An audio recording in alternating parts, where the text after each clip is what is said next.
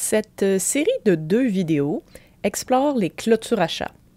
Dans cette première partie, je vous exposerai notre aventure qui a commencé en juillet 2022, il y a donc un peu plus de 2 ans. Je suis passée à travers plusieurs versions de clôture à chat avec plus ou moins de succès. On parlera de matériaux et de considérations importantes pour l'installation. La seconde partie traitera quant à elle des avantages et des défis auxquels vous voudrez probablement réfléchir avant de vous lancer. L'instigateur de cette aventure, comme pour tant d'autres, c'est Miley, le petit minou enthousiaste, toujours à la recherche d'une activité, et qui m'a fait comprendre dès le début que d'aller dehors, c'était très excitant pour lui. Pour une vidéo concernant notre Casio, cliquez sur la carte qui apparaît présentement à l'écran. À l'été 2022, j'ai donc décidé d'essayer de créer une cour sécurisée d'où mes chats ne parviendraient pas à s'échapper en utilisant le grillage que j'avais déjà utilisé pour mon Casio. C'était un grillage qui se tenait de lui-même assez bien, de jauge 16 ou 14 de mémoire, de sorte qu'en le vissant avec 2 vis à mes poteaux de clôture existants, qui avaient 1,2 m ou 4 pieds de hauteur, la clôture était fonctionnelle. Et ça a initialement bien fonctionné. J'avais aussi bloqué sommairement le bas de la clôture aux endroits où des animaux passaient déjà. Léa, la petite rusée, a trouvé une zone inégale et mal attachée dans le bas de la clôture initialement, et elle a réussi à s'enfuir une fois, mais autrement, on a eu un bel été de 3 mois sécuritaire. Mais ça ne s'est pas arrêté là. Après avoir vu les écureuils passer la clôture tout l'été, Miley a réalisé qu'il pouvait faire de même. Et donc, en octobre, après de multiples évasions, j'ai essayé de rendre la clôture de plus en plus difficile à franchir. Ces panneaux glissants se sont avérés relativement fonctionnels, mais bruyants dans le vent, et Miley a quand même figuré des façons de les vaincre. Il a même sauté de très haut chez la voisine. Non, mais tu niaises-tu, man? C'est par là que t'es passé. C'est trop haut. Ça, c'est la hauteur que ça a. Tu sais, genre, c'est plus haut que ce que moi, je peux toucher.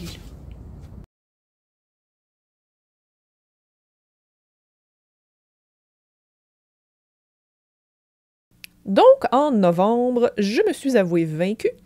J'ai regardé du côté des clôtures à chat et j'ai finalement installé une clôture de Perfect Fence. Après plus de 2 ans d'usage, je suis très satisfaite et je la recommande chaudement. Voyons quelque chose à considérer.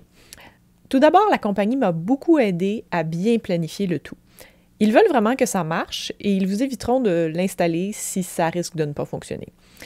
Il ne devrait pas y avoir de choses sur lesquelles le chat pourrait se percher à moins de 1,8 m ou 6 pieds à l'horizontale de la clôture.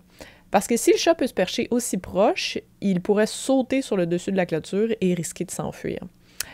J'ai une cour de 4,9 m ou 16 pieds de largeur. Elle est très étroite. Elle est séparée en 2 zones, une près de la maison et l'autre plus loin.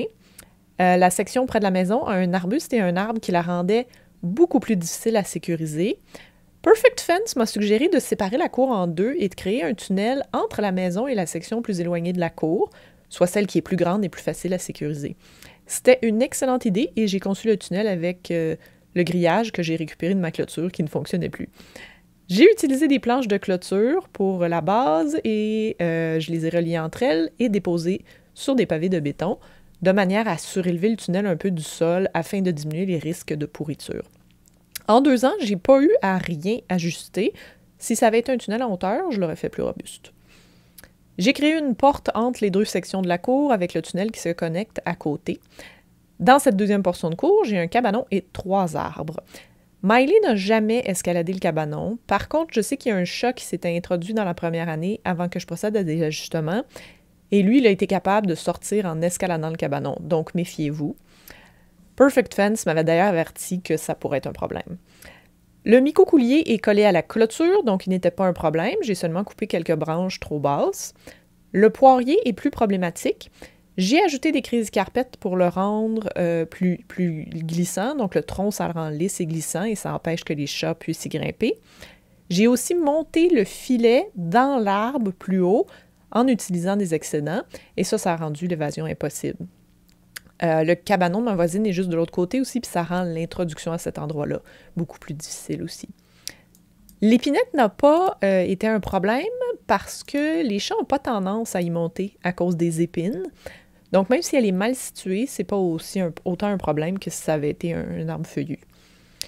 J'ai bâti un module de jeu, comme dans les parcs pour enfants, en m'assurant de le localiser à peu près à 1,8 m, 6 pieds de distance des clôtures et du cabanon. Le sonotube n'était pas une bonne idée, il s'est détruit de la première pluie, mais les tuyaux de PVC de 300 mm ou 12 pouces que j'ai dénichés au travail sont durables comme tunnels. Les poteaux de Perfect Fence sont faciles à installer, mais j'ai été beaucoup trop paresseuse et je n'ai pas utilisé une corde avec un niveau, donc l'installation est beaucoup moins belle que celle qu'on voit sur leur site internet. J'ai choisi l'option avec les poteaux qui rehaussent une clôture existante, mais il y a aussi des kits avec seulement les bras, sans les poteaux verticaux, si votre clôture est déjà assez haute. Les bras ont des ressorts et ils plient si un chat essaye de monter dedans. J'ai tout installé juste avant l'hiver, au grand bonheur de Miley. Le grillage est un filet, pas un grillage qui se tient de lui-même, donc il est très léger à installer. On l'attache au bras avec des attaches autobloquantes, donc des zip ties ou des tie wraps. Durant l'hiver, le filet et les bras peuvent plier lorsqu'il y a des bordées de neige vraiment lourdes ou de la pluie verglaçante. Donc, il faut faire un petit peu de déneigement pour pas que ça empire, mais il suffit simplement de secouer un peu le filet et le tour est joué. J'ai eu 2 ou 3 attaches autobloquantes à réinstaller le premier hiver parce que le filet avait brisé lorsqu'il y a eu une grosse bordée de neige, mais rien de plus. Le printemps suivant, j'ai fait un petit patio à chat parce que les minous aiment paresser au sec. Mes voisins ont remplacé la clôture durant leurs énormes rénovations et ils l'ont déplacée un petit peu, de sorte qu'il y a maintenant une petite zone que j'ai fermée avec un grillage, un restant de grillage rigide. Miley aime bien regarder dans la ruelle à cet endroit-là, même si c'est juste à côté de la litière. Les poteaux plus hauts sont maintenant inutiles de ce côté-là de ma cour, bien sûr. Juste avoir des bras aurait été suffisant à cet endroit-là. J'ai fait un toit à la litière extérieure qui est constitué de sable pour éviter qu'elle ne devienne trop humide quand il pleut, parce que ça rend le ramassage des crottes plus difficile que quand le sable est sec. Le filet est en noir, il n'est pas très visible, mais c'est quand même intriguant pour les passants qui vous demanderont probablement quel genre d'animal vous avez.